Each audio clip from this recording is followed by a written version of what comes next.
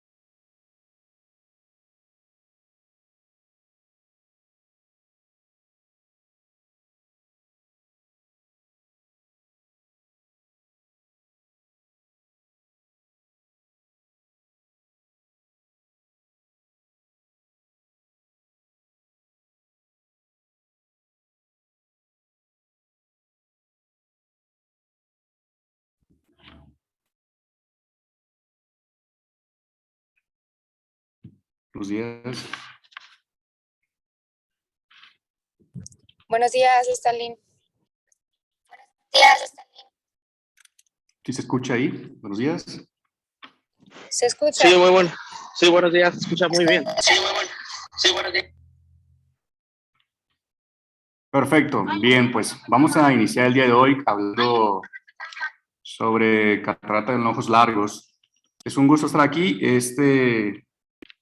Vamos a hablar sobre las consideraciones pre, intra y postoperatorias de la facomulsificación en pacientes con miopía con longitud axial elevada. Sí, primero recordemos qué es la miopía. La miopía deriva del griego antiguo que significa contraer o cerrar los ojos, haciendo probablemente la alusión al estrepeico palpebral que suele hacer los miopes para mejorar su visión lejana. Por ende, los rayos de luz provenientes de un objeto en la infinidad que entra a un ojo miópico, ¿sí? Estos van a converger demasiados y no se van a enfocar en la retina, sino justo antes en el puntal de un miope hasta localizado enfrente del ojo, entre la córnea y el infinito óptico. Y es la razón por la cual la agudeza visual de este individuo va a ir decreciendo conforme el objeto se aleja del punto focal lejano, ¿sí? Y se acerca al infinito. Ese exceso poder óptico permite explicar que cuando el objeto se encuentra entre el punto focal lejano y el punto de acomodación cercano, se obtiene una agudeza visual mayor. Y corregimos este defecto refractivo con los lentes negativos divergentes. Sí, primero definimos que la longitud axial es la distancia desde la superficie de la córnea hasta un pico de interferencia correspondiente al epitelio pigmentado de retina y membrana de Broch, y los estudios a gran escala sobre el crecimiento de los componentes oculares sugieren que el ojo ha alcanzado su longitud axial hemétrope adulta a la edad de 13 años. Segundo, recordemos que es un ojo con longitud axial normal. Un ojo hemétrope adulto en promedio tiene 23.3 de longitud axial y la mayoría de los ojos caen dentro de un rango entre 22 a 25. La profundidad media de la cámara anterior en un ojo hemétrope adulto es de 3 a 4 milímetros. Ahora podemos a grandes rasgos clasificar la miopía, ¿sí? En términos del poder ideal de corrección en dioptrías. ¿Sí? Como vemos en esta tabla, la miopía mínima abarca entre los -3 dioptrías, moderada de 3 a 6 dioptrías y la severa a mayor de 6 dioptrías. La miopía no patológica se dice que es la longitud axial del globo y un grosor escleral normal, o sea, más como la convexidad de las superficies refractivas. Esta miopía progresa durante la adolescencia, pero tiende a estabilizarse en la segunda década de la edad. ¿Sí? Las complicaciones aquí pues son raras. También tenemos lo que es la miopía patológica o degenerativa. Esta es bilateral pero asimétrica. Aquí vamos a tener la longitud axial aumentada, el grosor escleral disminuido, ¿sí? Particularmente en el polo posterior. Y aquí pues hay un mayor riesgo de degeneración de la esclera, de la coroides y de la retina. Esto se debe esto es autosómico dominante. Se dice que desde el cromosoma 18 y 12. Bien.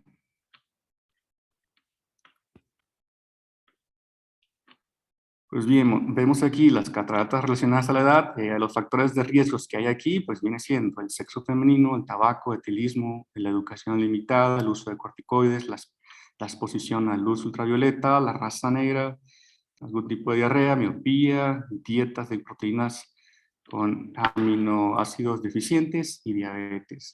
¿En qué concierne la miopía en la facomulsificación? Bueno, pues en los aspectos más básicos es uno de los factores de riesgo de presentar catarata relacionada pues, a lo que es la edad.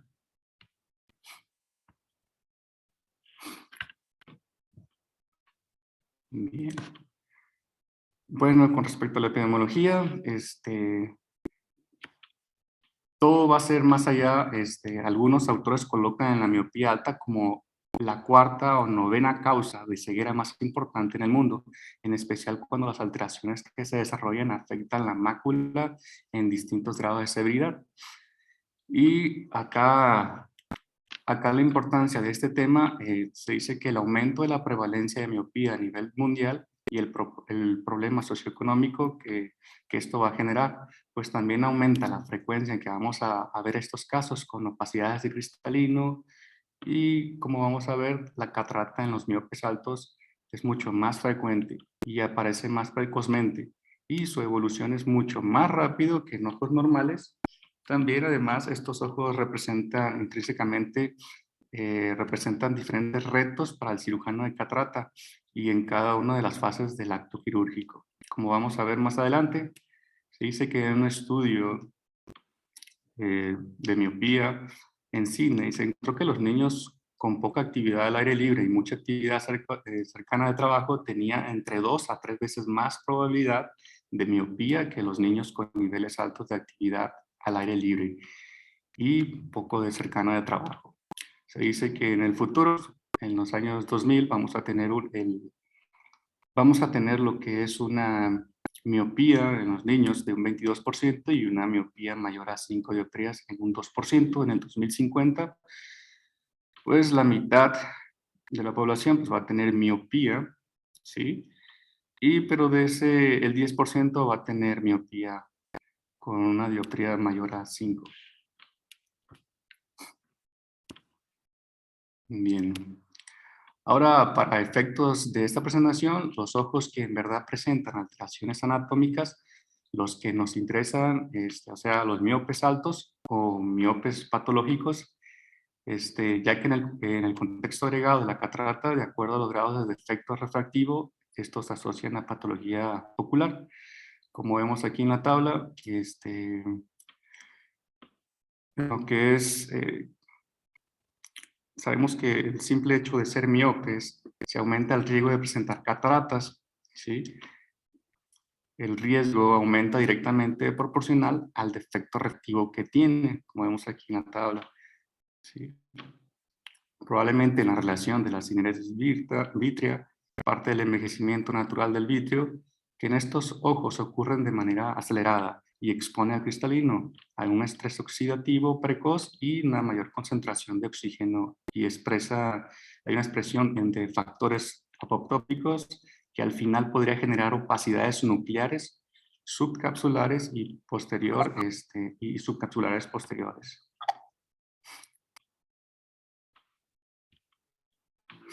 Bien. En un estudio de la Blue Mountain Age Study, se logró documentar la relación del grado de defecto refractivo miópico con la propensión de desarrollar glaucoma. Estas se asocian más fuerte para defectos refractivos moderados a severos. También, pues recordemos que en la retina periférica, en la miopía axial, es mucho más vulnerable las condiciones de aumentar pues un riesgo de desprendimiento de retina, y pues también dependiendo del grado de defecto pues, refractivo.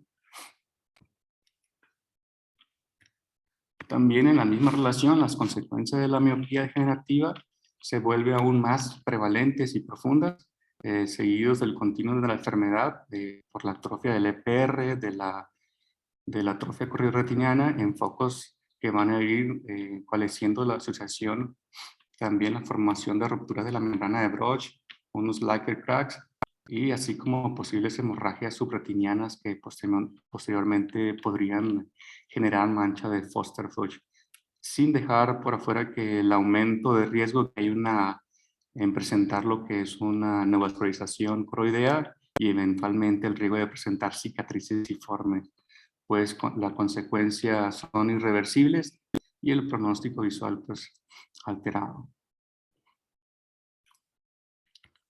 Como ya dijimos, hay un adelgazamiento de la esclera y la coroides, de la cual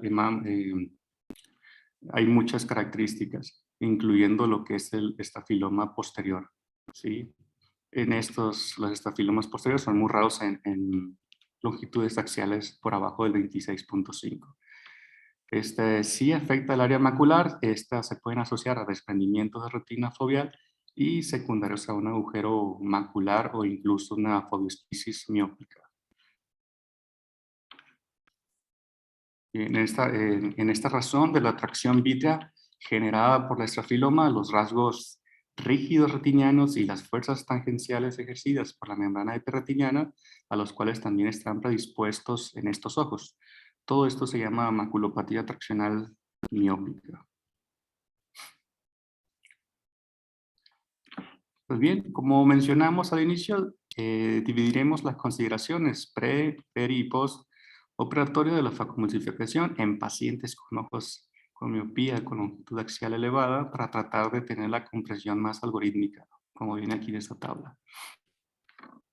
En el preoperatorio, ¿qué nos interesa recopilar de información y qué acciones debemos completar en el periodo preoperatorio? Pues bien, aquí la historia clínica pues es muy importante en referencia a lentes de contacto, importar también ver si están siendo tratadas con ortopatología, básicamente esto para las consideraciones que hay que tener de reposo al uso de lentes de contacto antes de una biometría. Y también hay que tener los antecedentes de ambliopía, porque tenemos que ser claros con las expectativas del pronóstico visual que tiene el paciente. También los antecedentes de cirugía refractiva, como lo que es el láser, la queratectomía, más que nada por cambios de la arquitectura de la córnea, ¿sí? Y esto nos puede causar que subestime el poder del lente, así como la introducción de aberraciones corneales que dificulten más el cálculo del lente. ¿Sí? También tener en cuenta los lentes intraoculares fácicos, ya que implicarían un paso más en la cirugía. Entonces también la historia de destellos, mediocepsias, también antecedentes de cirugía vitreoretiniana, Esto ya que nos suelen decir que hay algo más que ocurre en este ojo, sino que de nuevo tenemos que ser claros con las expectativas pues, del paciente. También pues, hay que tener en cuenta las enfermedades sistémicas que implican valoraciones prequirúrgicas para los especialistas o incluso se asocian a miopías magnas sindrómicas como el síndrome de Wells-Marchesani, síndrome de Marfan, síndrome de Down, entre otros. También tenemos que checar las medicinas como los antiagregantes, plaquetarios por el riesgo de alguna hemorragia coroidea, también como la tamsulusina, que podrían hacer la cirugía un poco más difícil y pues tener que prever, tener que tener problemas con el iris, ¿sí? Ya que se hacen menos cooperadores. Bien, en especial se le debe tener en la fundoscopía.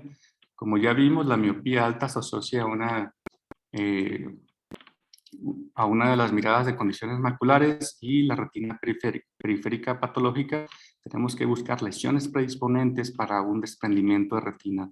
Se debe de ser lo más objetivo posible para determinar la potencia visual de estos ojos, por ende la refracción y el análisis del fondo de ojo, sobre todo si se encuentran algunas lesiones del EPR. Esto pues evidencia atrofias o datos de neovascularización coroidea. Hay que ayudarse de los estudios como el OCT. A pesar de la visualización del periférica de la retina, incluso con la expresión escleral bien realizada, puede que no revele lesiones predisponentes preexistentes por la presencia de catarata. Es de extrema importancia apoyarse de los retinólogos o del servicio de retina, ¿sí? Y determinar las necesidades de operar a estos pacientes y el procedimiento que se hará. Bien, en los ojos especialmente largos, con longitudes axiales de 26 milímetros, las fórmulas para el cálculo del lente intraocular de tercera generación no son tan precisas para detener el poder del lente. Estas fórmulas tienden a seleccionar lentes de menor potencia insuficiente y dejan a los pacientes con una ametropía que es muy mal tolerada. Resultante es debido a errores de medición, sobre todo en las mediciones de longitud axial, y más se utilizan sondas más si se utilizan lo que son las sondas de ultrasonido de aplanación, ¿sí? Pero para encontrarse si se utiliza una interferometría óptica como es el Lion Master, que esta pues, se producen mediciones más precisas, puesto que el paciente logra fijar la mirada a lo largo de la dirección sobre una medición de haz de luz. Otras fuentes de error, como la medición del poder corneal, se han superado a gran medida el uso de dispositivos de interferometría óptica. A pesar del uso de biometría de Switchsort o ultrasonidos con técnica de inmersión, los errores siguen presentándose. Más que todo si se usan fórmulas de tercera generación, por lo tanto el error de medición solo pues, presenta una parte del error refractivo de los miopes altos, y aquí destacamos el estrafiloma posterior como un error de medición.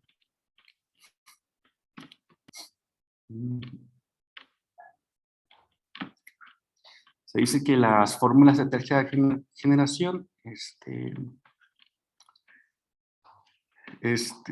son compatibles con el ajuste, ¿sí? Y tenemos aquí lo que es la Holiday 1, la Holiday 2, el Offer Q, SRKT, la Haggis, y también tenemos lo que es la barra del todo universal, ¿sí? Basadas en la agencia, que es uno de los más recomendados, y estas tienen menos errores de predicción y menos sorpresas refractivas.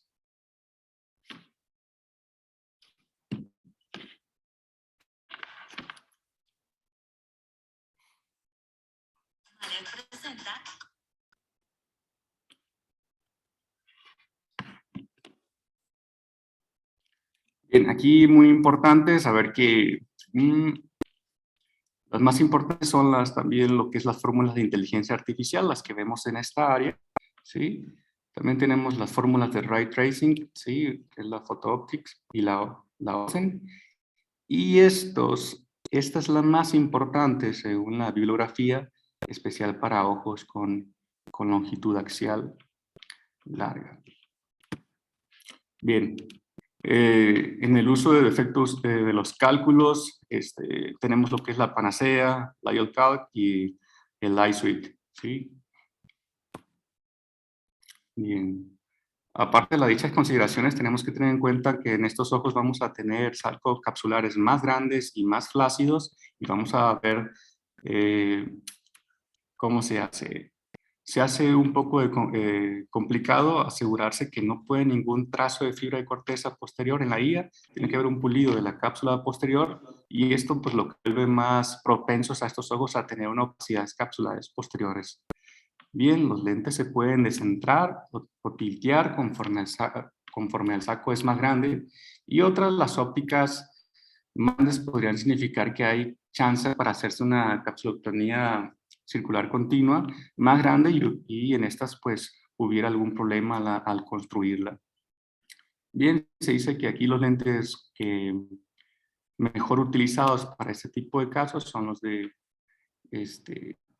una PMA, ¿sí? Con ópticas rígidas, o con ópticas blandas. Más que nada para evitar los descentrados. Sí, tenemos que tener en cuenta un error refractivo postoperatorio, más si es hipermétrope en estos pacientes, totalmente pues viene siendo inaceptable. La meta que tenemos que tener es dejar al paciente en un equivalente esférico entre 0.5 dioptrías y menos 1.5 dioptrías, que sería lo mejor.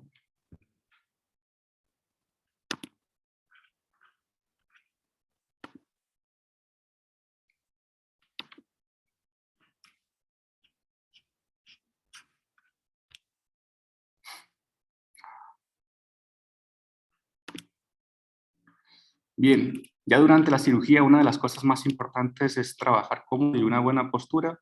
Es válido pues acomodar el blefarostato para una ergonomía, y estos ojos tienen cámaras anteriores más profundas. Puede ser un arma de doble filo, hay espacios para manipular sin tocar las estructuras, pero cuesta llegar hasta las zonas más profundas, ¿sí? Agarrar un instrumento un poco más distal puede ayudar a obtener más alcance, o usar algunas técnicas de bimanuales cuando sea posible. ¿Sí? El uso de cada vez universal de las anestesias tópicos e intracamerales se describe cada vez menos, y menos complicaciones en el contexto de estos ojos con anestesia. Bien, pero se describe que en la cirugía el abordaje de anestesia regional de órbita es un prerequisito, revisar la longitud axial del ojo a operar, y no solo para avistar al paciente de las posibles complicaciones, sino ya que en la presencia de estos ojos largos axiales hay un mayor riesgo de perforación iatrogénica, ¿sí? Las diferencias radican en que las estructuras son más grandes, y los puntos de referencia usuales que se usan para construir la incisión puede que confundan al cirujano y no se genere una efectividad, una incisión triplanar autosellante, ¿sí? Lo otro que puede ocurrir, ya que los puntos de referencia usuales son más grandes y todo se magnifica, puede generar que haga un túnel más grande de lo normal, y esto pues puede dificultar la manipulación de instrumentos, ya que el bote se encuentra muy centralizado, y evita que se pueda llegar al instrumento hacia la parte más profunda del área de trabajo, ¿sí? Y esto pues dificulta todo al cirujano. Si se prefiere realizar pues una incisión escleral, se debe considerar que en los miopes altos la esclera podría estar adelgazada, y se debe anticipar hacer una disección de túnel un poco más superficial del usual, para evitar una penetración inadvertida a través de la esclera o el cuerpo ciliar.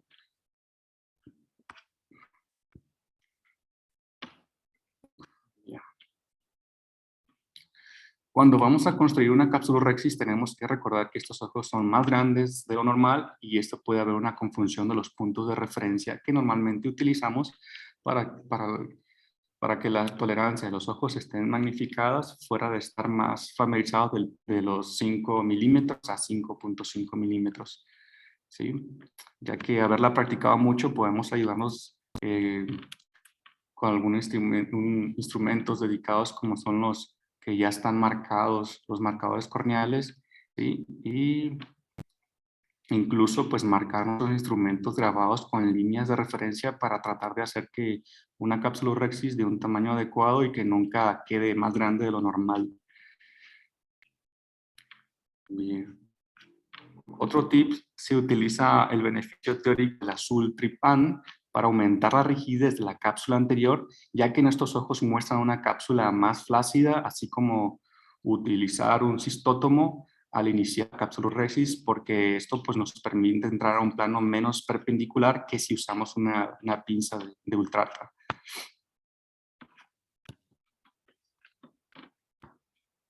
Bien, en general, a lo largo del caso, el cirujano debe esperar que la combinación de factores explicados previamente asocien a la mayor laxitud sonular y menos soporte vítreo a lo que se asocian en estos ojos.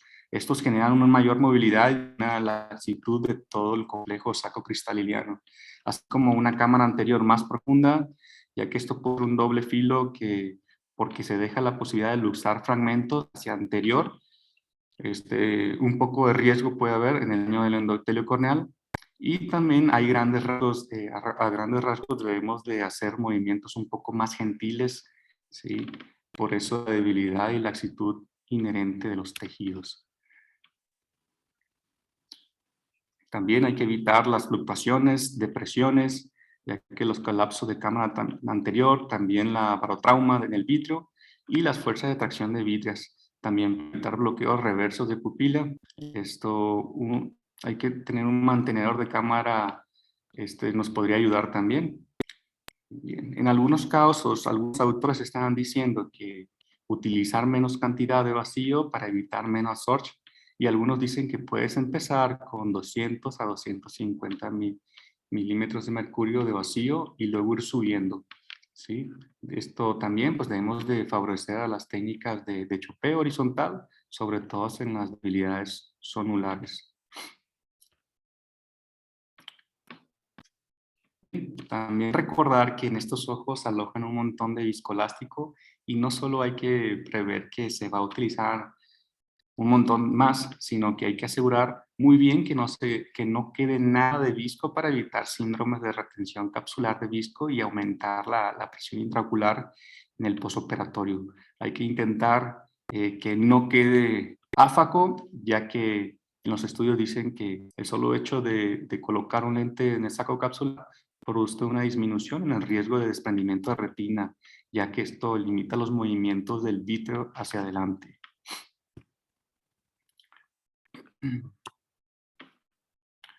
Bien, en el aumento de la presión de la infusión empuja el iris hacia atrás contra el borde de la cápsula Rexis y la presión de la cámara anterior se vuelve alta. La cámara anterior está cerrada por el toque del iris con el borde de la cápsula Rexis. Entonces, se tiene una profundización inmediata de la cámara anterior. El paciente en estos casos podría experimentar cierto desconfort. Eso nos ayudaría a identificar y además a profundizar la cámara y así evitar eso que está en riesgo como el RCP. ¿Cómo solucionamos? Se dice que tenemos que tener una altura de la botella más conservada y algunos autores mencionan que se debe tener la botella a 40 o a 50 centímetros. Si ocurre, si se llegara a ocurrir también, podemos levantar el iris y a manera de tienda de acampar para que pase el flujo de la cámara anterior hacia la posterior y normalizar las presiones por igual. Y nos daríamos cuenta que fue un éxito cuando vemos que la cámara retorna a su profundidad.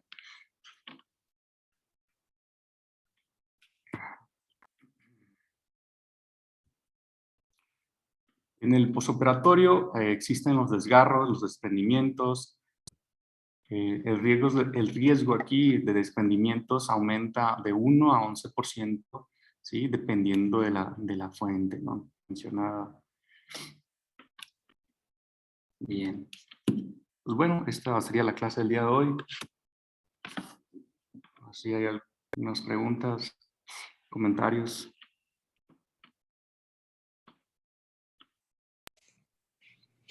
Hola Stalin, buenos días.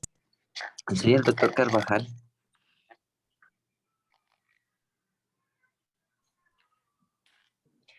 Excelente plática. Nada más hacer algunas consideraciones al tema. Yo creo que una de las principales es el tema de los problemas de retina en pacientes miopes altos, sobre todo aquellos que tienen más de 6 dioptrías y sin descartar los que tienen de 2 a 6 dioptrías de miopía preoperatoria. La incidencia de desprendimiento de retina es más alta en aquellos que tienen de 2 a 6 dioptrías de miopía. Y la maculopatía miópica es más alta por arriba de 6 dioptrías de miopía. Sin embargo, esto no quiere decir que arriba de 6 dioptrías de miopía no se presenten desprendimientos de retina, sobre todo en el posoperatorio de una FACO, en el cual, como bien lo dijiste, de 1% de incidencia de desprendimiento de retina se va hasta fácilmente 7%. Entonces, los desprendimientos de retina más difíciles son aquellos que tienen como antecedente mayor de 6 dioptrías de miopía, aunque la incidencia mayor sea en aquellos comprendidos entre 2 y 6 dioptrías de miopía. Pero hablando de los que tienen más de 6 dioptrías de miopía, muchos de ellos, en el análisis preoperatorio de la periferia, hemos decidido fotocoagular 360 grados, como si fuera para retinopatía diabética proliferativa, pero solo en la periferia. Es decir, 6, 7 líneas de tratamiento sobre el ecuador y por supuesto, periférico al ecuador, buscando con esto disminuir la incidencia de desprendimiento de retina. Con el avance de la cirugía facorefractiva y más de los lentes premium, es algo a considerar de manera muy, muy, muy, muy fuerte. La principal complicación de la fotocoagulación en estos pacientes es que se incrementa las posibilidades de una membrana epirretiniana en los diferentes estudios. Pero bueno, dentro de lo que cabe, es más fácil de resolver esta última que un desprendimiento de retina. Por lo demás, pues felicitarte la plática muy, muy completa. Son casos especiales, son cámaras anteriores muy profundas, cápsulas muy elásticas y bueno, todo lo que comentaste, incluyendo el síndrome de retropulsión iridiana, pues no son el tipo de casos precisamente estos para comenzar la enseñanza de la facoemulsificación. Paradójicamente, a pesar de que la cámara es más amplia, no son los más fáciles. Y pues me dio mucho gusto saludarte. Nos vemos pronto y no sé si Gracias. alguien tiene alguna pregunta, algún comentario. Gracias, Doc. Muchas gracias por su aportación.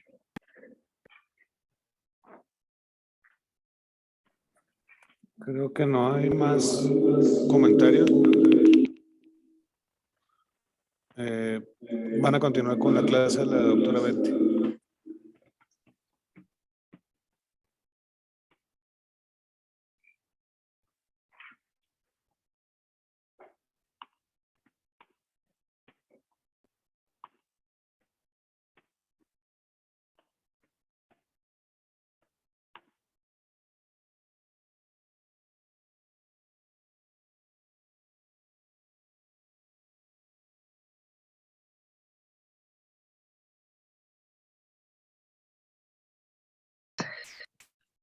Hola, buenos días. Sí me gustaría que por esta ocasión me prendieran todas sus cámaras, nada más para conocerlos, por favor.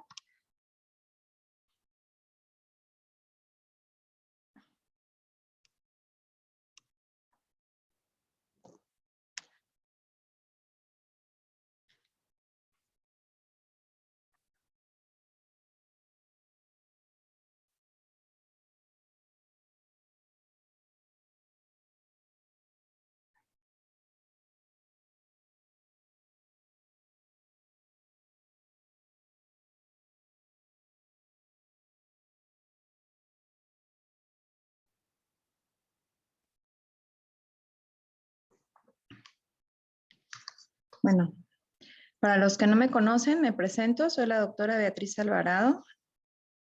Soy especialista en córnea y cirugía refractiva. Estudié en el Hospital de La Raza, la residencia, y posteriormente hice córnea y cirugía refractiva en el Hospital General de México. Actualmente me encuentro en Centro Médico de Occidente en el servicio de segmento anterior y trasplante de córnea.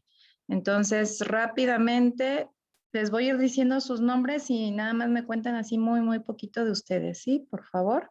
Yo les voy diciendo para que vayan prendiendo su micrófono. Stalin. Hola, ¿qué tal, doctora? Mucho gusto.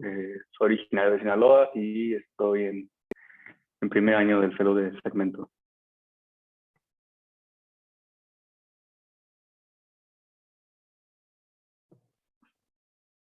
R1 Sánchez Cruz.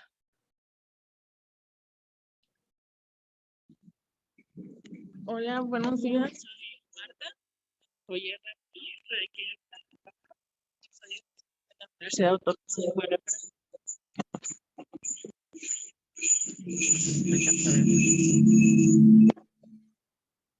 No te oí nada. Es que tienen varios micrófonos prendidos, por eso les decía que les voy a ir diciendo quién lo prenda.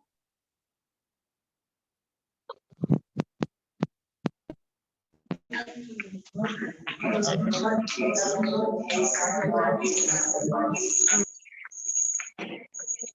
ver si escuchan más aquí.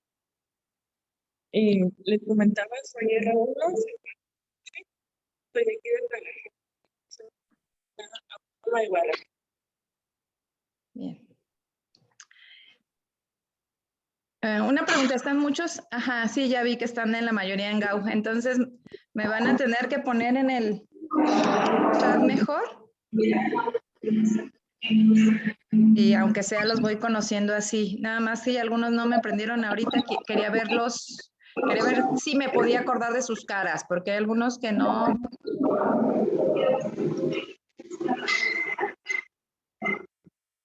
los veo.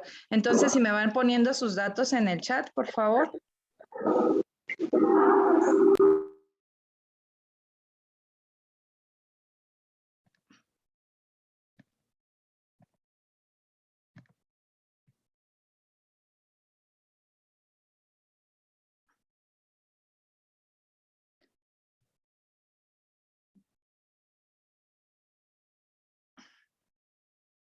¿Y a quién le toca dar la clase?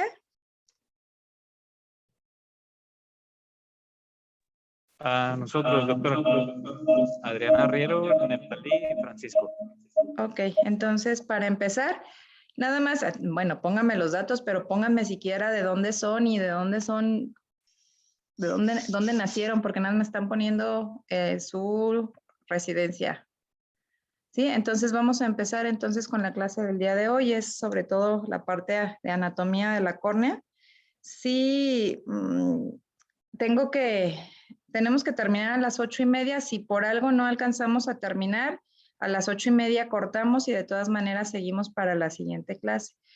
Muy probablemente las clases van a ser todas entonces en la noche por la condición de que en la mañana, si no empiezo a la hora exacta, pues la verdad es que sí se me complica, tengo otras actividades y vamos a ir adecuando entonces las fechas y los horarios de acuerdo a cómo se vaya presentando, ¿sí? Entonces empezamos con su clase, por favor.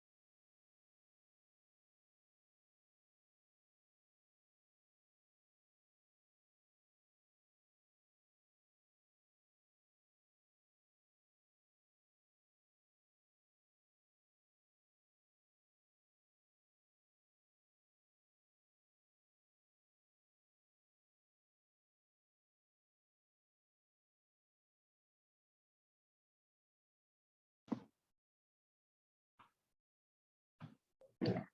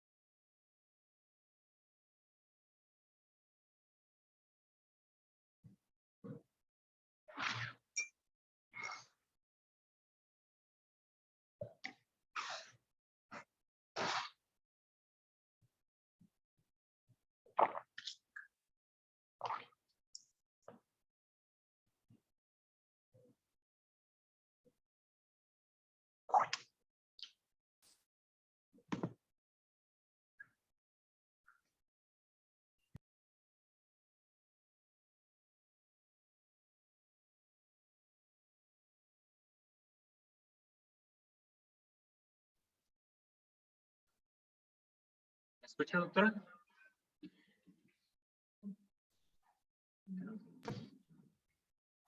Sí se escucha, pero bajito.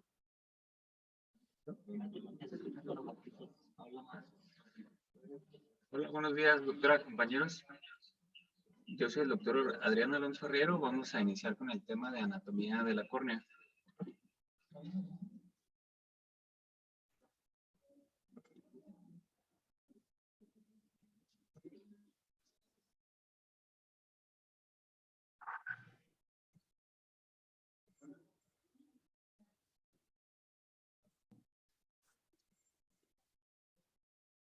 Para comenzar, tenemos que la córnea es una estructura transparente. Esta nos va a aportar más del 60 a un 70% del poder dioptríco del globo ocular, dándonos aproximadamente de 40 a 43 dioptrías para poder enfocar la luz en la retina.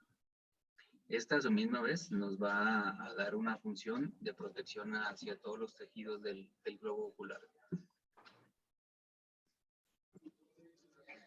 Su grosor lo vamos a encontrar principalmente en la parte central, siendo aproximadamente de 500 hasta 550 micras. En su parte periferia va a oscilar de las 600 hasta las 700 micras. La córnea es cóncava, convexa, es esférica y su radio de curvatura es aproximadamente de 7.7 milímetros. Su diámetro oscila entre los 11 y 12 milímetros, viéndola en un eje horizontal, y aproximadamente de 10 a 11 milímetros en un eje vertical. La córnea va a estar inervada por lo que viene siendo el nervio trigémino. La córnea tiene una de las densidades más altas de las terminaciones nerviosas de todo el cuerpo. Esto quiere decir que la córnea es la parte del cuerpo más sensitiva.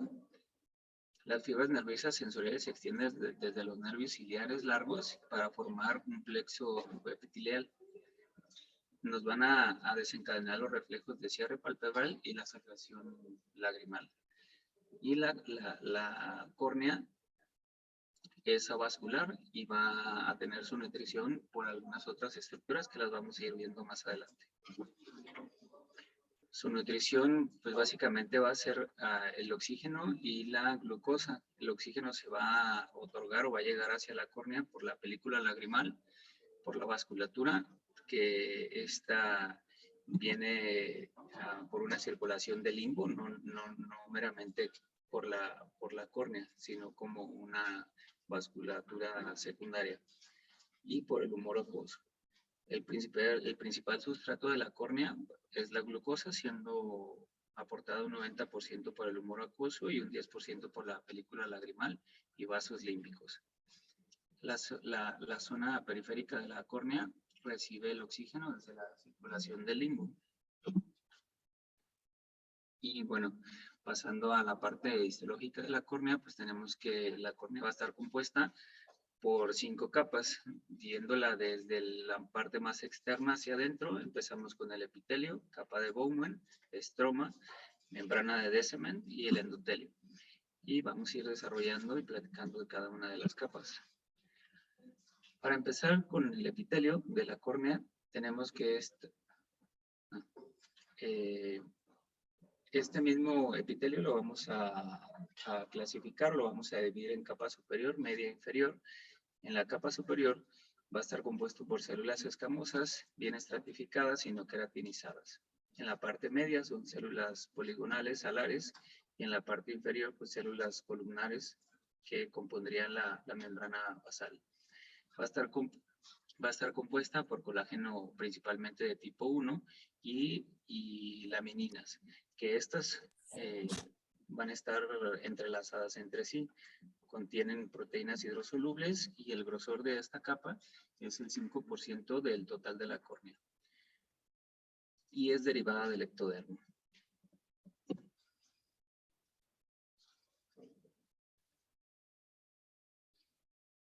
Los tipos de uniones que va a presentar el epitelio van a ser pues desmosomas, uniones estrechas que impiden el paso de moléculas, uniones comunicantes, canales de iones y moléculas hidrofílicas. Las moléculas de unión principalmente va a ser las caderinas y las integrinas. Pasando a la segunda capa, que sería la membrana basal, su grosor va a ser aproximadamente, es de las capas más delgaditas, es aproximadamente de 0.5 micras y va a actuar como una barrera metabólica que impide la hidratación excesiva hacia el estroma. Nos dice que esta membrana es de las que tienen mayor poder regenerativo, aproximadamente 6 semanas para reparar y para sanar. Compuesta principalmente por colágeno tipo 4, lamininas y células de Langerhans. La capacidad regenerativa que tiene esta capa nos dice que dependiendo del grado de la lesión, pero en lesiones muy superficiales puede llegar a tener una recuperación de 3 horas, un día, sin dejar alguna secuela o algún residual, en comparación con las capas que van más profundas, como la capa de Bowman, que esta nos dice que tiene muy poca o incluso nula capacidad regenerativa. Por lo tanto, cualquier lesión a partir de esta capa hacia lo más interno, pues ya nos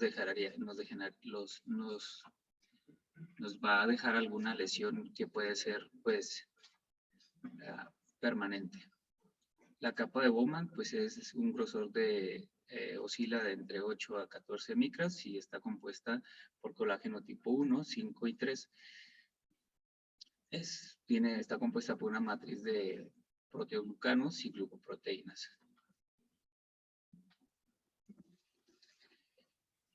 Y el estroma es de la capa más gruesa de la córnea, constituye hasta el 90% del grosor, con una medida de 450 micras aproximadamente, derivada del neuroectodermo. Su composición, hasta un 75-80% está compuesta por agua, está formada por queratocitos, láminas de colágeno tipo 1, 3, 5, 4 y 7. Los fibroblastos, esta capa es muy importante porque es la que le va a dar el aspecto transparente a la córnea.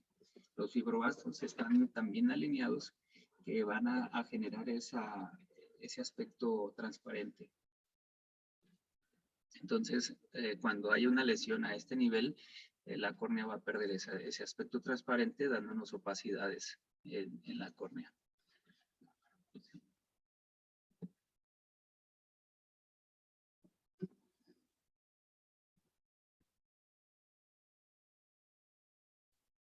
Este es un corte histológico en donde vemos el grosor de la capa del estroma y recordamos que está compuesto hasta un 80% por agua. Los componentes, habíamos comentado que era casi un 80% de agua, colágeno, proteoglicanos y metaloproteínas de matriz celular. Y estas van a ser los responsables de la degradación de componentes de la matriz extracelular. Y la membrana de Descemet es la membrana del endotelio, que esta va a tener un grosor de 8 a 10 micras. Nos dice que el grosor de esta membrana va a ir aumentando conforme la edad. En un recién nacido aproximadamente el grosor es de 3 micras y conforme vamos creciendo o el globo ocular toma su maduración, lo vamos a encontrar como máximo con un grosor de 10 a 12 micras. Va a estar compuesta principalmente por colágeno tipo 4, laminina y fibronectina. Se va a dividir en una zona anterior, que esta es estriada, y una zona posterior, que no es estriada, y como lo habíamos comentado, todas estas capas ya no van a tener un poder regenerativo. Y de todas las capas de la córnea, esta es la más resistente. En el endotelio es una monocapa de células hexagonales aplanadas. Su número va a decrecer conforme la edad. Al nacimiento se dice que tenemos 250,000, una densidad de 250,000, perdón, y conforme vamos avanzando en edad puede disminuir hasta 2,000 células. Su función es el transporte de sustancias activas de forma osmótica, lo cual nos va a ayudar para mantener un balance hídrico de la córnea, teniendo un grosor de 4 a 6 micras. Esta es una capa que se puede decir... Un segundo. Descubrimiento, en donde no en toda la literatura la encontramos. No está Un segundo. escrita, pero bueno, nos dice que tiene... perdón. Sí, ¿te regresas a la diapositiva previa, por favor? La que sigue. El endotelio, en la bibliografía que encontraste, decía 250,000 por milímetro cuadrado en el nacimiento. 25,000. 25,000 Sí. por milímetro cuadrado. Sí, doctora. Bueno, lo vamos a revisar porque eso es muy alto. Aún en el nacimiento no se espera un conteo tan alto, pero sí me gustaría que revisáramos bien ese parámetro. Porque sí, con la edad, conforme va pasando la edad, las células van disminuyendo, pero la que está referida en el nacimiento no, generalmente no es de 25,000. No sé, pensé que habías dicho 250,000, dije pues solo que todo en toda la córnea, pero así habría que checar bien ese dato, por favor. Sí, lo corroboro y lo comento.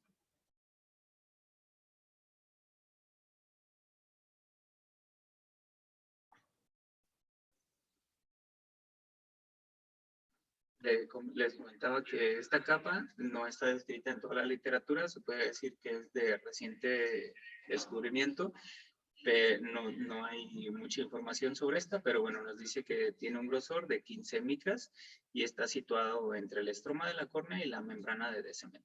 Esta es muy resistente e impermeable al aire.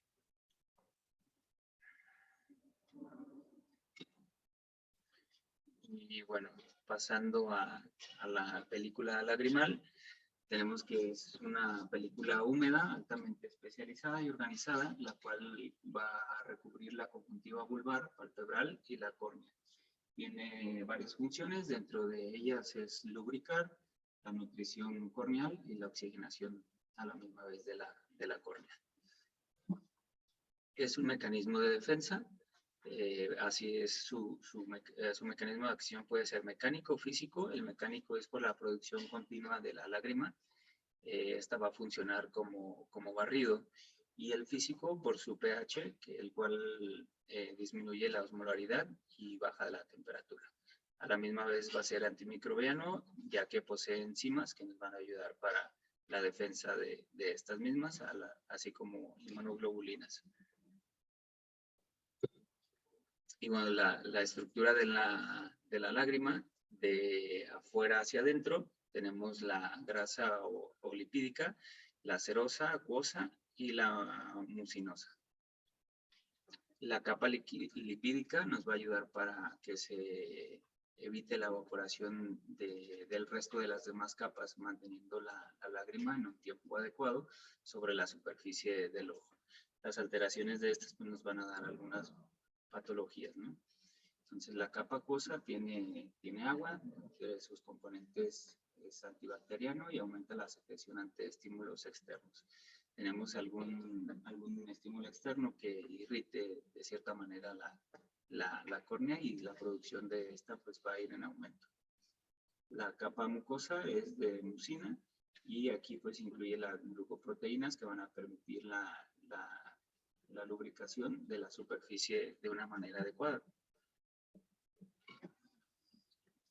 Y bueno, ya casi para terminar con esta parte, hice este esquema, este cuadrito, donde tenemos cada capa de la lágrima, por quienes están secretadas, la composición y su espesor y las funciones, en donde, como comentábamos, la capa lipídica pues va a ser secretada por las glándulas de meibomio y de Seyss, con su composición de colesterol, ácidos grasos, fosfolípidos, y aproximadamente es de 0.1 micras.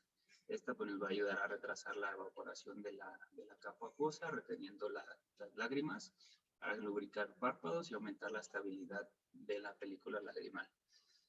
La capa hidrofílica va a ser secretada por las glándulas principales y algunas accesorias. Su composición es agua y electrolitos con 6 a 7.5 micras. Y de sus principales funciones es la oxigenación del epitelio. La capa de mucina va a ser secretada por células calciformes y epiteliales de la conjuntiva. Va a estar compuesta principalmente por glicoproteínas y pues esta nos va a ayudar para lubricar los párpados y la conjuntiva, proteger la córnea de algunos cuerpos extraños. La película lagrimal tiene una duración aproximada de 15 a 45 segundos sin romperse y pues mecánicamente parpadeamos de 8 a 10 veces cada 8 a 10 segundos y esta se puede desintegrar principalmente por dos mecanismos: adelgazamiento de la capa acuosa o por la interacción de la capa lipídica y mucina formando islotes de desecación.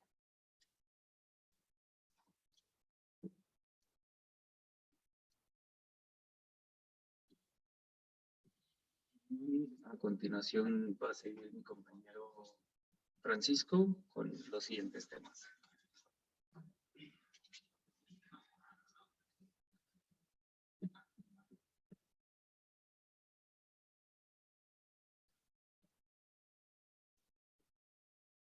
Un momentito, pero vamos a conectar la computadora porque se está sacando la batería.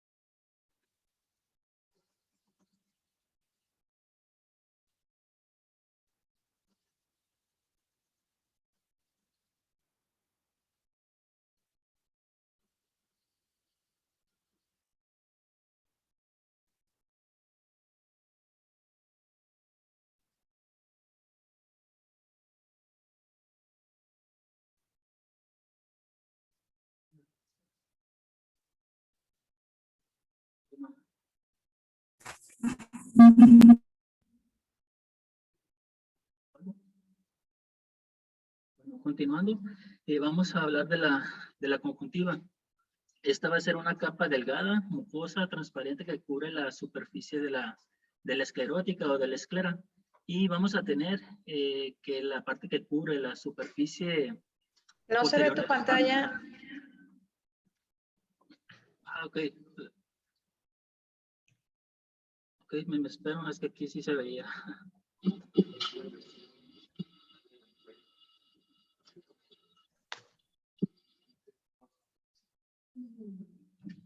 No sé.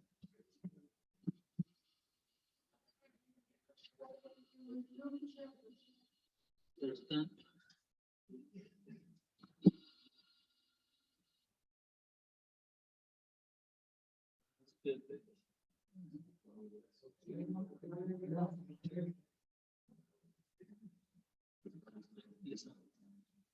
Ok. No, aquí empecé. La conjuntiva. Bueno, repitiendo, la conjuntiva va a ser una delgada mucosa transparente que cubre la superficie del, posterior de los párpados. En esta zona de la superficie posterior del párpado se le va a conocer como conjuntiva palpebral y también recubre la superficie anterior de la esclera. A esta se le va a llamar como conjuntiva vulvar u ocular. Y esta va a ser continua con la epidermis en el margen palpebral, a la que se le conoce como unión mucocutánea, y con el epitelio corneal en el limbo. En esta fotografía, pues aquí podemos ver todos los tres tipos de conjuntiva.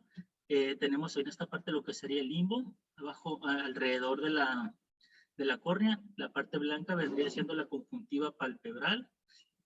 Y perdón, la conjuntiva vulvar ocular. Aquí tenemos la unión ya con la conjuntiva palpebral, que sería también se le conoce como conjuntiva fornicial o conjuntiva del fornix. Y la parte pues más externa, que vendría siendo esta línea de aquí, también se le conoce como conjuntiva marginal. Continuando, vamos a hablar un poquito más o menos de cada los tres tipos de las conjuntivas. En este esquema pues vemos un poquito detallado cómo se diferencian los tres tipos de conjuntiva. Teniendo la conjuntiva vulvar aquí de color azul, la conjuntiva palpebral en color verde y la conjuntiva del fornix o fornixial de color rojo. Entonces la conjuntiva palpebral va a comenzar en la unión mucocutánea del párpado y va a recubrir pues la superficie interna. Cubre la superficie posterior de ambos párpados y está unida con mucha firmeza al tarso. Si la reflejamos en sentido posterior, la vamos a encontrar que está con los márgenes superior e inferior y va a cubrir también el tejido epiesclerótico para convertirse a partir de ahí en la conjuntiva vulvar. Ya hablando o continuando el seguimiento de la conjuntiva, el tejido de esta se va a hacer redundante, es decir, que va a aumentar en su cantidad y se va a mover libremente en lo que sería el fornis o los fondos de saco. A este ya se le conoce como conjuntiva, conjuntiva fornicial y es donde se va a entremezclar con elementos fibrosos de la aponeurosis, principalmente de los músculos elevador del párpado y el músculo de Müller. En el párpado inferior, por otro lado, va a tener expansiones fibrosas de la vaina del músculo recto inferior y se va a fusionar con el músculo tarsal inferior, que es el equivalente al músculo de Müller del párpado superior. Y también como en el anterior, se va a reflejar en el fondo saco y se va a unir al globo ocular. Pues aquí es un esquema de los músculos que les mencionaba, de cómo a partir de estos músculos al finalizar, se va a formar lo que sería la conjuntiva fornicial, tanto en la parte superior como en la parte inferior. La conjuntiva vulvar va a estar adherida de manera pues, más laxa al tabique orbitario en los fondos de saco palpebrales y con frecuencia se va a plegar en esta zona. Esta va a permitir que el ojo se mueva e incremente la superficie conjuntival secretora y en cuanto a la vascularización que va a tener este tipo de conjuntiva, va a estar dada por las arterias ciliares anteriores. Hablando un poco de histología, el epitelio conjuntival va a estar formado de 2 a 5 capas de epitelio columnar estratificado de células superficiales y basales. A diferencia del epitelio que tenemos cerca del limbo, arriba de la carúncula y cerca de las uniones mucocutáneas de los márgenes palpebrales, aquí vamos a tener, va a estar compuesta de células escamosas. Y en el segmento de células epiteliales, en lo que sería el estroma conjuntival, vamos a tener que se divide en dos capas, una capa superficial y una profunda. La capa superficial va a estar compuesta por un tejido adenoide y la capa profunda va a ser de tipo fibroso. Hablando un poco de la vasculatura, pues ya, como le mencioné anteriormente, las arterias de la conjuntiva van a ser derivaciones de las arterias tanto ciliar anterior y palpebral. Y en cuanto a los vasos linfáticos, estos van a estar dispuestos en capas tanto superficial y profunda. Más adelante viene un esquema cómo se encuentran distribuidos y se van a unir a los linfáticos palpebrales y van a formar lo que sería un plexo linfático que es muy vascularizado. La inervación pues de toda la conjuntiva va a derivar de la primera división del quinto par craneal y menciona que constituye realmente un número muy pequeño de fibras sensitivas del dolor. En esta imagen pues vamos a ver que todas las arterias realmente van a derivar de la arteria oftálmica y que el drenaje venoso se va a realizar a través pues, del seno cavernoso y el plexo pterigoideo. Como vemos, pues la circulación va a ir a través pues, de toda la esclerótica y tenemos que en la parte de la conjuntiva va a haber cierta entrecruce tanto de venas y arterias que va a permitir lo que sería la vascularización completa, ¿no? De toda la conjuntiva. Otras estructuras que vamos a tomar en cuenta va a ser la carúncula y el pliegue semilunar. Estas estructuras van a estar localizadas en el epicanto interno. Y hablando un poco sobre el pliegue semilunar, pues este va a ser una conjuntiva vulvar, engrosada y blanda, que tenemos pues en esta parte de aquí. Este tipo de estructura se suele ver también en lo que serían los animales, como en los perros o en algunas aves, que es un vestigio que nosotros todavía conservamos, pero que ellos sí conservan como una conjuntiva o como un tercer párpado que cubre completamente el ojo, pero que pues en el caso de los animales les permite seguir viendo sin obstruir totalmente la visión. En cuanto a la carúncula, vamos a tener que es una estructura epidermoide carnosa y que va a ser una zona de transición que contiene tanto elementos como cutáneos y mucosos, que vendría siendo esta zona que tenemos aquí. La cápsula de Tenon, también conocida como fascia bulbi, es una cubierta de tejido conectivo elástico que se fusiona por la parte de atrás con la vaina del nervio óptico y por delante se va a fusionar pues con una capa muy fina de tejido que se le denomina como tabique intermuscular. Se va a dar a 3 milímetros por detrás del limbo. La cápsula de Tenon también es la cavidad en la que se va a estar moviendo el globo ocular y va a estar formada por fibras de tejido tanto de colágeno y fibroblastos nuevos que van a estar de una manera densa organizados estos fibroblastos.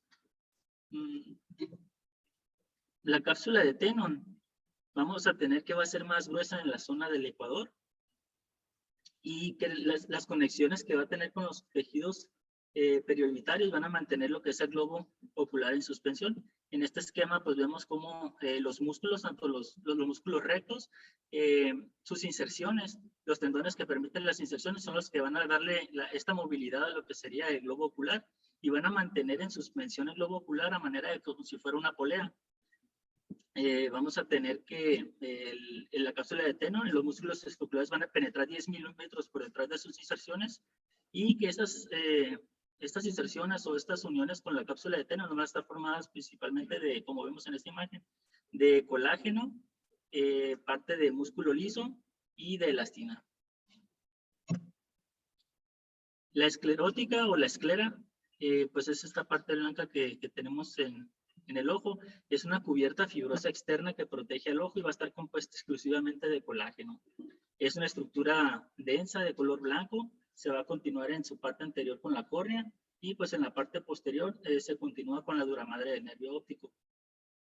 A través del agujero posterior de la esclerótica se van a hallar como ciertas bandas de colágeno y de tejido elástico y que van a constituir lo que es la lámina papirácea del etmoides. La esclerótica va a cubrir lo que serían como 4/5 posteriores de la superficie del globo ocular y pues va a tener su apertura anterior para la córnea y la apertura posterior para el nervio óptico. Los tendones de los músculos rectos se van a insertar en el colágeno escleral escleral de su superficie y va a recubrir tanto la esclerótica como los músculos rectos. Estos van a ser por delante y pues ambas van a estar recubiertas por conjuntiva vulvar. vamos a tener que el grosor de la esclerótica va a variar según el lugar o la situación en la que estemos, teniendo su grosor mínimo a 0.3 milímetros detrás de las insecciones de los músculos rectos, y su grosor máximo va a ser de 1 milímetro en el polo posterior, que sería alrededor de la cabeza del nervio óptico. Alrededor del ecuador vendría a tener como un grosor medio de 0.4 a 0.5 milímetros. Es importante mencionar porque la esclerótica, así como la córnea, va a ser avascular, exceptuando lo que serían los vasos superficiales tanto de la epiesclera como del plexo vascular entreescleral. En esta imagen vemos como en la esclera pues no tenemos ningún vaso que le atraviese ni que esté dándole circulación, pero en la epiesclera, que sería la parte más superficial, una pequeña capa que recubre la esclera, esta sí se va a encontrar vascularizada y va a tener una disposición muy similar a la vascularización que hay en la conjuntiva. Si nos fijamos, se entrelazan un poco lo que serían las arterias y las venas, pero a diferencia de la conjuntiva, en esta sí vamos a tener lo que serían los vasos linfáticos, que serían los de color verde que tenemos aquí señalados. Y pues las ramas de los nervios ciliares que inervan a la córnea a veces salen de la esclerótica, van a formar como bucles detrás del limbo nasal. Y van estos bucles nerviosos se les conocen como asas de Axenfeld, que en esta imagen que tenemos aquí son estos puntitos como de color un poquito más oscuros, que a veces se encuentran pigmentados y se pueden llegar a confundir con tejido uveal o con un melanoma maligno.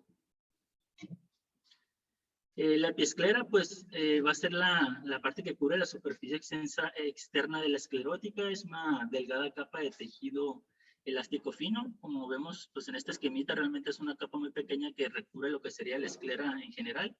Esta sí va a contener numerosos vasos sanguíneos que van a ser los que van a alimentar directamente la esclera y va a estar formada por tejido conectivo vascular denso. También vamos a tener lo que, bueno, en esta zona se le llama lámina fusca a la capa de pigmento de color marrón que se halla en la superficie interna de la esclerótica, y esta también a su vez, la lámina fusca, constituye la capa externa del espacio supracoroideo. En cuanto al limbo, vamos a tener que es la zona de transición entre la córnea periférica y la esclerótica anterior, y va a ser definida de diferente manera según quien lo está estudiando. Los patólogos lo definen de una manera y los clínicos pues lo definen de otra manera. Tienen diferentes definiciones en cuanto a su lugar en el que a partir de donde empezamos a tomar el limbo. En la siguiente diapositiva les muestro un esquema de dónde se encuentra pues esta diferenciación. Y vamos a tener que la importancia del limbo se va a deber principalmente a su relación con el ángulo que tiene con la cámara anterior y la utilización que tenemos del limbo como una marca anatómica quirúrgica. Vamos a tener que el limbo incluye las siguientes estructuras, que serían las empalizadas conjuntivales y límbicas de Vogt, la cápsula de Teno, la epiesclera, el estroma corneoescleral y el aparato del drenaje del humor acuoso. En esta parte de aquí tenemos que, pues es una imagen con una lámpara de hendidura que muestra lo que sería el limbo esterocorneal. Aquí tenemos estas estrías que se ven aquí, vería siendo las empalizadas conjuntivales de Vogt. Y en esta de abajo es una fotografía de una trabeculotomía que pues se realizó basada en el limbo. Que pues debemos ver cómo se ve pues el color azul grisáceo que toma, y pues la esclerotomía que se realiza pues tomando como referencia el lugar anatómico del limbo. Y como les mencionaba, la transición pues de la esclerótica a la córnea transparente se va a producir alrededor de 1 a 1.5 milímetros. Y en esta parte de aquí en la imagen vemos cómo es la diferencia que tenemos en cuanto al tipo de limbo que tomamos como definición. Las líneas verdes serían las que representan o las que utilizan los anatomopatólogos como definición, que terminaría en lo que sería la malla trabecular. Y en esta línea que tenemos pues ya de color negro, es la que utilizan los anatomistas como tal, como definición, y se da el punto de terminación en la membrana de descendente. Entonces, la unión esclerocorneal va a comenzar centralmente en un plano y se va a conectar de extremo en al extremo de lo que sería la capa de Bowman y la línea de Schwab. Bueno, de mi parte aquí ya sería todo. No sé si hay preguntas. Sí, ya se confirmó.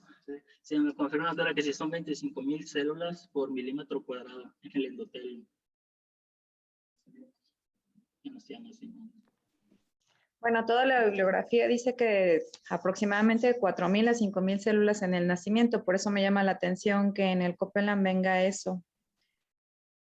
25,000 dices, ¿verdad? No sé si sería en etapas muy tempranas, pero en general, no sé, por ahí creo que vi algunos en el chat que pusieron, Copeland dice 4,000. ¿De qué bibliografía me dices que lo sacaste?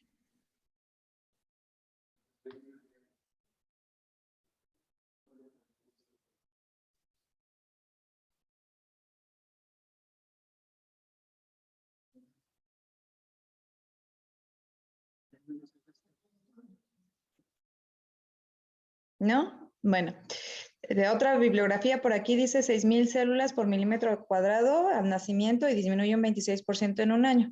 Bueno, en general sí, los que se Copeland 2018. Las bibliografías, la mayoría viene a partir de 4,000 células. Se los comento porque a veces vienen preguntas en el examen, preguntas que yo les hago, preguntas en exámenes de consejo en otros lados, y en general lo que está como consensuado es eso, entre 4,000 a 4,500 células al nacimiento, las cuales efectivamente se van perdiendo y se pierden más en el primer año de vida, para posteriormente hacer una disminución gradual durante toda la etapa del individuo, aproximadamente 0,6% al año. Claro, también depende de la bibliografía y que no metan mano quirúrgica o frotado ocular o otras condiciones que pueden llegar a disminuir el conteo endotelial. Bueno, en cuanto a la anatomía, pues es muy importante que conozcan estas bases porque de eso depende toda la patología de la córnea. Cuando tenemos, como mencionaste, una alteración a nivel de la membrana de Bowman, pues ya eso implica que va a dejar un proceso cicatrizal. Y esto, sobre todo en cuestiones de traumas, en condiciones de que, por ejemplo, llega un paciente con una rebaba y esta está muy profunda, pues ya sabemos que nos va a dejar ahí una pequeña lesión. Eso hablando pues de la córnea, de alguna de las cuestiones que nos pudieran ser importantes para la cuestión clínica, y pues todo lo que se refiere a la parte de las estructuras anatómicas en cuanto a las relaciones y las condiciones, por ejemplo, con los músculos, en lo que se refiere a la esclerótica, la importancia de saber en dónde están insertados para cuando estamos haciendo una cirugía, saber dónde podemos encontrarnos un músculo para no cortarlo cuando estamos haciendo una cirugía de pterigión, por ejemplo, estar al pendiente de todo ese tipo de cuestiones y relaciones anatómicas. En general, bueno, bastante bien la clase. Sí me gustaría que pudieran compartirla. No sé si van a tener algún tipo o tienen algún tipo de Google Drive donde las van mandando para que todos las tengan. Generalmente el examen el año pasado no se los hice, ese es otro punto. Pero bueno, generalmente el examen se los hago conforme a las presentaciones para que luego no haya alguna discrepancia en cuanto a lo que pregunto y en cuanto a lo que vimos. Entonces sí me gustaría o que me las manden directamente o tener algún lugar donde puedan tenerlas todos presentes para poderlas revisar. Y en cuanto a la clase de mañana, mañana nos veníamos en la noche, la clase sería a partir de las 8, así como entiendo también que de repente tengan actividades que les haga difícil conectarse, sobre todo al que le vaya a tocar la clase el día de mañana. Entonces sí me gustaría que si, por ejemplo, en algún tipo de condición no es factible porque de repente están rotando fuera o están en carretera o están en alguna otra situación, se hiciera un intercambio entre la clase del día siguiente al día que sigue de ese día. Es decir, que se intercambien. Si, por ejemplo, el día de mañana no pudiera dar la clase el que está considerando, saltarnos esa clase y luego retomar la clase previa. En general, los temas, aunque sí tienen cierto grado de continuidad, no es indispensable verlos unos tras otro, a menos de que nos quedáramos como con algún retraso en un tema previo. Y en general, bueno, las clases las había contemplado que algunos días fuera en la mañana y otros días en la tarde, pero ahorita por las condiciones de que están tomando clases en la mañana, pues creo que se nos va a complicar un poco. Les comentaba que si es... denme un segundo, tengo que contestar un mensaje, ¿sí? Un segundo.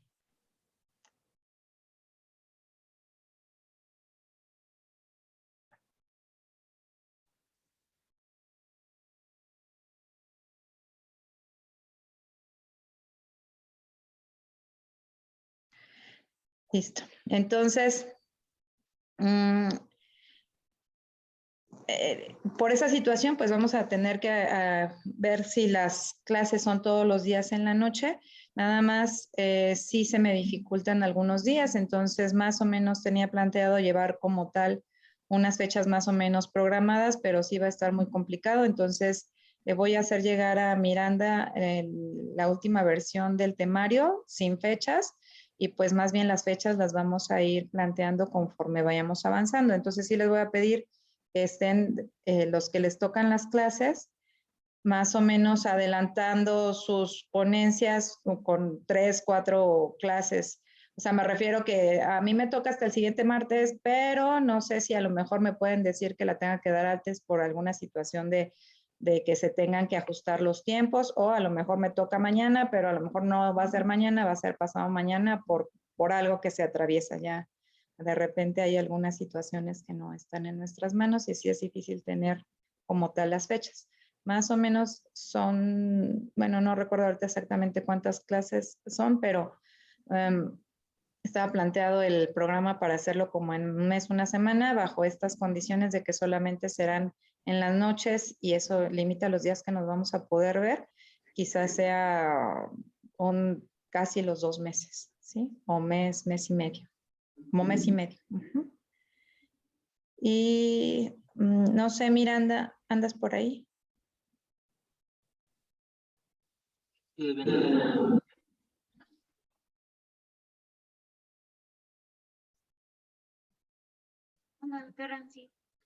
Sí, entonces así quedaríamos, Miranda. Te mando el programa y mañana nos veríamos a las 8:30. No sé si quieras bueno, no sé si quieras comentar algo ahorita, o así quedamos ahorita, o ahorita nos ponemos de acuerdo un poquito más.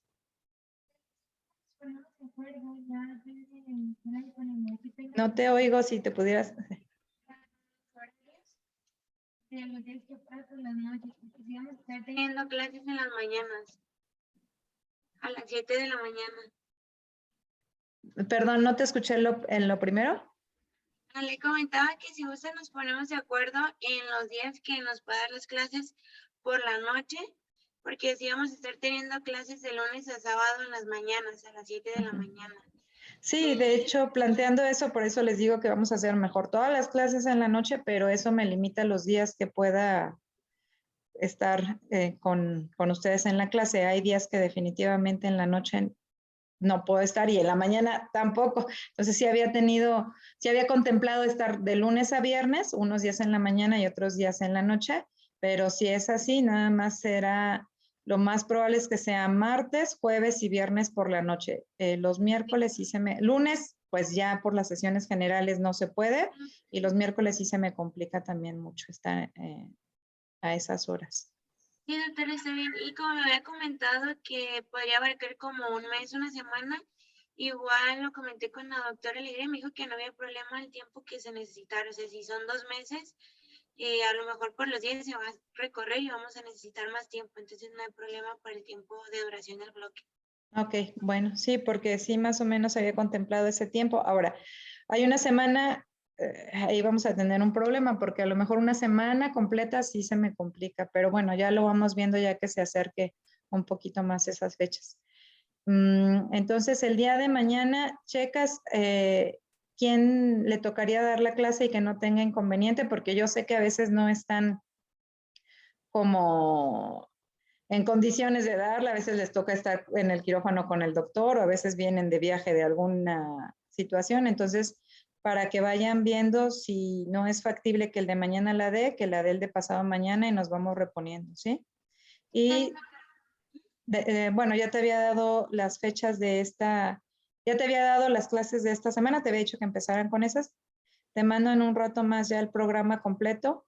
Hay unas clases al final que agregué. 2 de esas clases se las voy a dar yo y ya la otra nada más para que la consideren entre ustedes, para que la den. Sí, saben, doctora, ya tenemos 6 clases que están, o sea, que ya están programadas o repartidas. Ok, muy bien. Te voy mandando el programa para que vayan repartiendo las demás. Pues si no hay alguna otra pregunta, por aquí alguien puso, Copeland 2018, ya, de la bibliografía, sí. Entonces, Muchas gracias, doctora, y disculpe por los inconvenientes del día de hoy al retraso. Una disculpa. Estoy acostumbrada, Miranda, no te apures. Sí, una disculpa. Y nos vemos mañana a las 8 entonces. Muy bien, mañana a las 8. Saludos, buenas tardes. Buenos días. Ya estoy pensando que es mañana. Adiós. Adiós.